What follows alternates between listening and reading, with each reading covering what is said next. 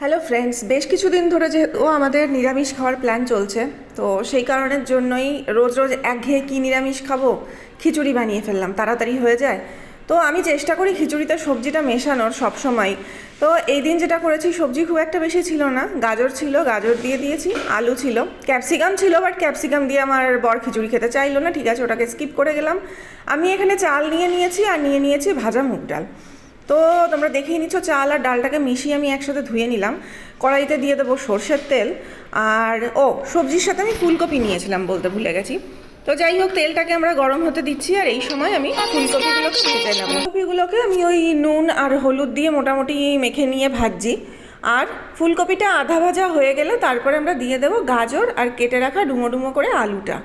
ঠিক আছে, এগুলো সবই যেহেতু প্রেশার কুকারে সেদ্ধ হবে, মানে খিচুড়িটা আমি প্রেশারেই বানাবো, তো সেই কারণের জন্য আমি মোটামুটি হালকা ভেজে নেবো, খুব একটা কড়া কিছু ভাজার ব্যাপার নেই। দিয়ে দেবো 4টে লঙ্কা, চিড়েও দিতে পারো, ফাটিয়েও দিতে পারো, কুচি করেও দিতে পারো, যা খুশি। তো আমি এখানে 4টে লঙ্কা ইউজ করেছি। মোটামুটি ভাজা হয়ে গেছে আমার। এবার সবজিগুলোকে আমি ডাইরেক্ট প্রেশার কুকারেই তুলে দিচ্ছি। তো তারপরে আমি প্রেশার কুকারে তোলা হয়ে গেলে নিয়ে নেব আমাদের ওই চাল আর ডালের মিশ্রণটা, ওইটাকে আমাদের কিন্তু হালকাভাবে নেড়ে নিতে হবে। তো কড়াইতে আমরা সেই জন্য দিয়ে দেব তেজপাতা, জিরে ফোড়ন আর আদা কুড়িয়ে রেখেছিলাম সেইটা দিয়ে দেবো, সামান্য নুন আর হলুদ যাতে কড়াইতে লেগে না যায়। ওটাকে ভাজা হয়ে গেলে ওর মধ্যেই দিয়ে দেবো চাল আর ডালটাকে। এই যে তোমরা দেখতে পাচ্ছ।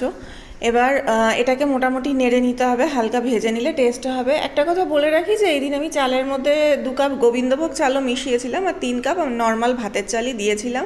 তো গোবিন্দভোগ চালের যে একটা সুন্দর স্মেল হয়, ওটা খুব ভাল লাগে, সেই কারণের জন্য আমি গোবিন্দভোগ চালটা ঘরে ছিল ইউজ করেছি। না হলে যখন না থাকে আমি এমনি চালেও করি, বা আতপ চালের খিচুড়িও আমার খুব ভাল লাগে। তো দেখতে পাচ্ছ মোটামুটি ভাজা হয়ে গেছে চাল আর ডালটা। ভাজাটা সুন্দর হলে একটু খিচুড়িটা সুন্দর হয় খেতে, আর আমি একটু ড্রাই ড্রাই খিচুড়ি পছন্দ করি। তোমরা কে কেমন খিচুড়ি পছন্দ করো কিন্তু অবশ্যই আমাকে জানিও কমেন্টে।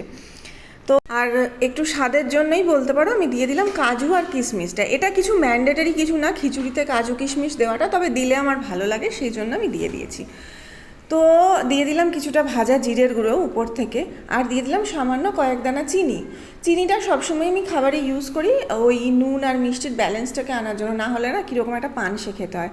আর আমার এই পরিমাণ খিচুড়ির জন্য আমি 1 লিটারের যে জলের বোতল হয় সেই জলটা লেগেছে আমার, তো 1 লিটার জল আমি দিয়েছি। সিটি হবে হাই ফ্লেমে একটা, লো ফ্লেমে একটা। দেখতে পাচ্ছ খিচুড়িটা একদম ঠিকঠাকই হয়েছে আমাদের, ঝরঝরে। আমি যেরকম সবসময় ড্রাই খিচুড়ি পছন্দ করি সেরকমই হয়েছে। এবার খিচুড়িটাকে আমরা তুলে নিচ্ছি প্লেটে। খিচুড়ি এতটাই ভালোবাসি, মোটামুটি আমাকে তোমরা খিচুড়ি খোরও বলতে পারো। তো আজকের রেসিপি ভালো লাগলে অবশ্যই জানিও।